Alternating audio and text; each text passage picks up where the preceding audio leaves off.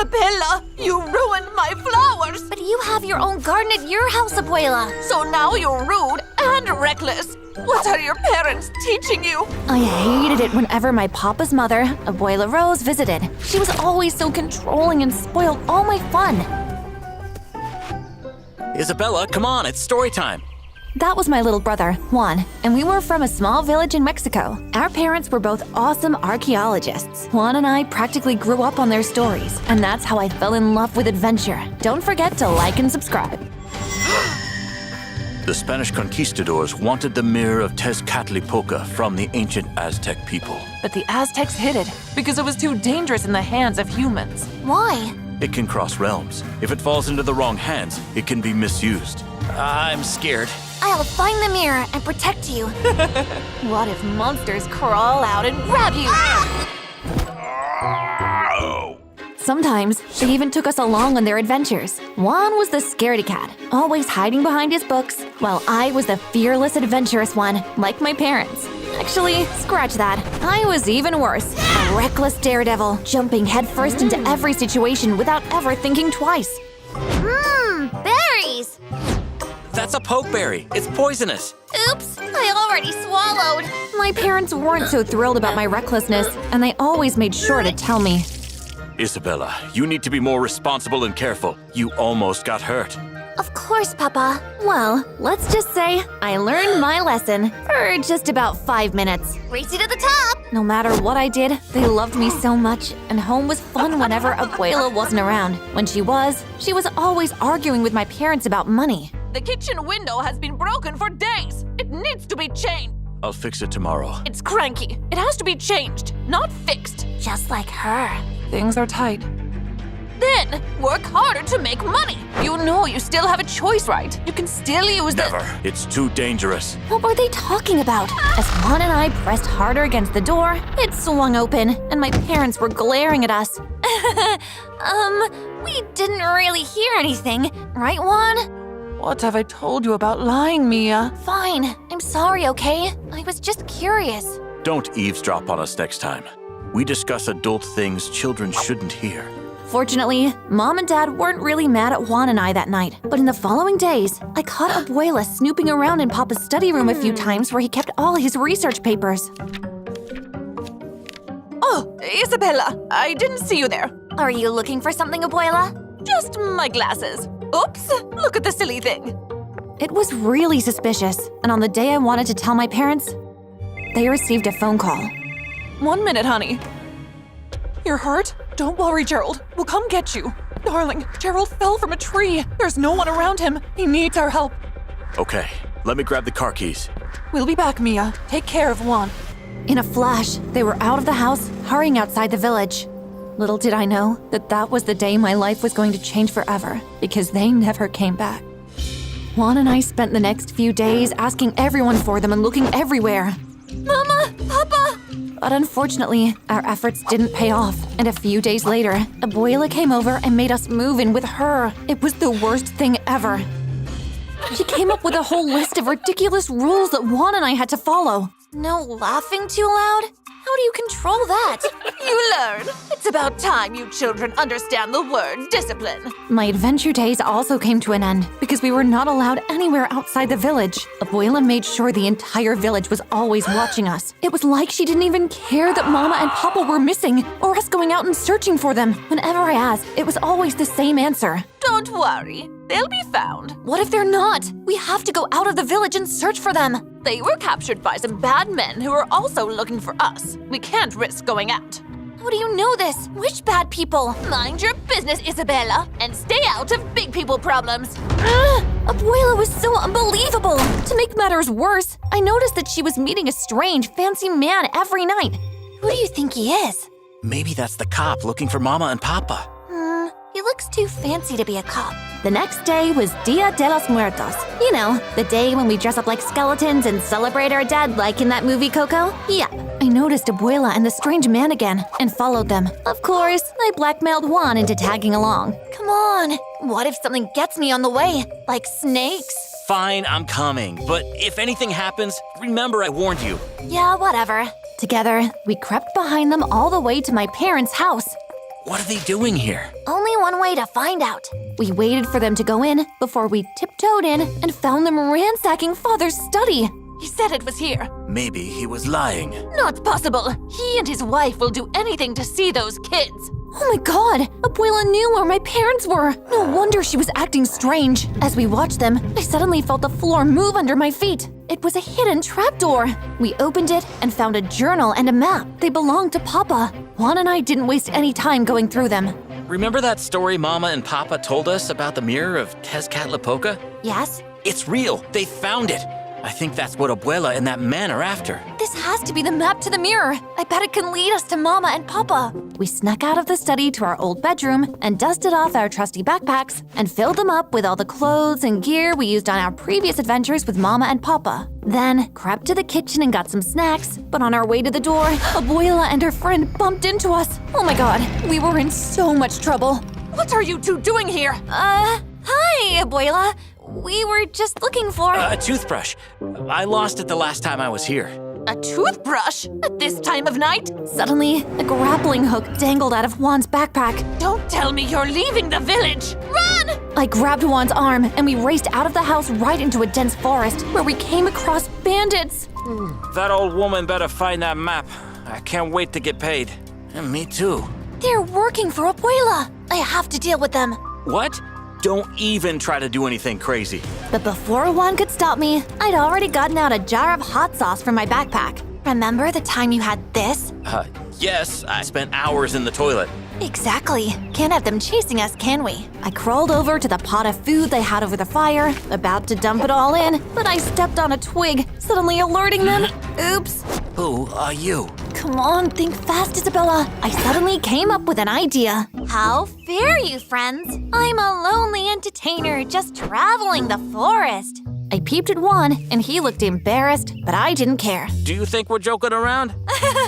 Of course not! How about I take those frowns off your faces with my dance? My dance moves were so funny that Juan let out a chuckle, and they saw him immediately. That's, my singer. He sings, and I dance. Matter of fact, Juan was a terrible singer. One kiss is all it takes. When I noticed that the bandits were distracted, I revealed my hot sauce jar and spilled it at their faces. It was funny watching them crash into each other. Come on, let's leave before they come after us. Juan and I ran until we reached a stream. That was fun. Fun? It was dangerous. Sometimes I wish you thought things through before doing them. Scaredy cat, come on, let's change out of these. Juan and I changed into another pair of clothes, then I got the map from my bag and we studied it together, then ate a few snacks and continued our long journey. And boy, the things we saw. Snake! Ah! This was a bad idea. It's too late to turn back now. First snakes, then an alligator. Run! I wonder what's next. Just great. Come on, let's keep walking before they see us. That night, we found a small abandoned hut where we decided to rest, but the next morning, a loud sound woke us. This trip couldn't get any crazier. Oh no, what are we gonna do? Shoo, Jaguar, go away! I don't think that's going to work. Great, I couldn't see this ending well at all for either of us. But suddenly, this strong, handsome boy jumped out in front of us and jumped on the Jaguar's back like a knight and gave it a shot of something that made it slump. It's not dead, right? No, just gave it a shot of tranquilizer. Are you two all right? Sure. Thanks, man. What about you, Isabella?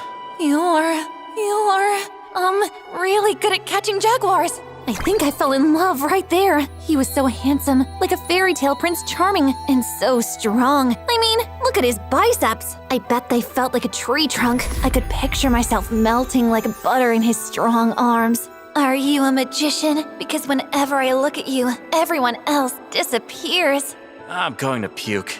I ignored Juan and clung onto the guy like he was already my man. So, what's your name? Diego, are you guys all right? Your parents sent me. What do you mean? I'm part of the research team. They sent me after you saying something about bad men and an evil abuela. Luckily, I bumped into you here. Oh my god, are they all right? Can you take us to them? They're all right, but I lost them. Wait, how do we know you're telling the truth? This. All right, we have a map leading us to them. You could tag along. What map? Can I see? Isabella, can I speak to you for a moment? Juan pulled me to the side, and he looked really worried. Don't you think it's weird that he showed up when a jaguar was about to attack us and now he's asking for the map? You're too paranoid. He showed us proof. I don't trust him, and I think I'll hang on to this. Whatever, I trust him. Much to Juan's disapproval, Diego stuck beside us throughout our journey. I was happy about it, but of course, Juan wasn't. How did you even learn to do that cool move on the jaguar? I bet you had the coolest martial arts teacher. He only tranquilized it. In a few days, we got to the end of our journey, reaching the old Aztec ruins on the map. Holy smokes! I can't believe my eyes! I'm standing right where Aztecs used to live centuries ago. Someone pinch me. Ow! Not literally. Juan, Diego, and I explored the ruins for a while until we found a hidden chamber. The paintings are so beautiful. Suddenly, we saw eyes glowing at us from the shadows and huddled against each other, scared. I have a bad feeling about this. They're just bats. They're everywhere. We should get out of here. Come on. We followed Diego out, and the next place we found ourselves in was a palace. Whoa. Hey guys, what's this? A sunstone, the ancient calendar of the Aztecs. I wonder what it does. I think I saw something like that in Papa's journal. As Juan went through Papa's journal, Diego joined him, and it made him mad. Hey man, stay in your lane. Sorry. Don't worry, you can join me here, Diego. Look here, it says we need to turn the stone counterclockwise 3 times, then clockwise twice. What's happening? Immediately, the altar before us started to part, revealing a golden box. As soon as it finished, the rumbling stopped. Holy smokes, it's the mirror! Oh my god, I can't believe it. I bet it can show us where Mom and Dad are. As we talked, we didn't notice when Diego snuck up behind us and shot tranquilizers into our backs. Diego, what are you doing? The next time we opened our eyes, we were tied up. Diego was right in front of us, smirking with the mirror in his hand. Diego, I can't believe you betrayed us! You shouldn't have trusted me. I warned you. You're so reckless. That's why we're in this mess. You never stop to think about the consequences of your actions or anything. It's always about you. Juan's words shocked me, and I felt so guilty about everything. I'm so sorry, Juan. I'm so sorry. Before Juan could say anything, Abuela and the bandits from earlier walked in, dragging my parents behind them. Mama! Papa! Kids, you shouldn't have come here. You led that traitor here. He used to work with us until he was paid to betray us. Ha! Still mad about the fake phone call. Relax, bro. It's not over, Gerald. Wait, his real name is Gerald? Like the guy that called you saying he was hurt? Jeez, what else was the guy lying about? Enough! Where's the mirror? Diego strolled over to Abuela and gave her the mirror like he was her minion. What do you even need it for, Abuela? I owe Senor Garcia a debt. He's paying me millions of dollars for that mirror. Think of how rich we're about to be. Don't listen to her. The worst thing I ever did was tell your abuela about the mirror. No wonder she was always snooping around our house. You never listen to me. This is why we always argue. They started arguing, and I used the opportunity to reach into my backpack for the knife I had packed earlier. When I noticed they weren't watching, I cut my ropes and Juan's. Thank you. I'm really sorry for not listening to you, Juan. I'm sorry for yelling at you, too.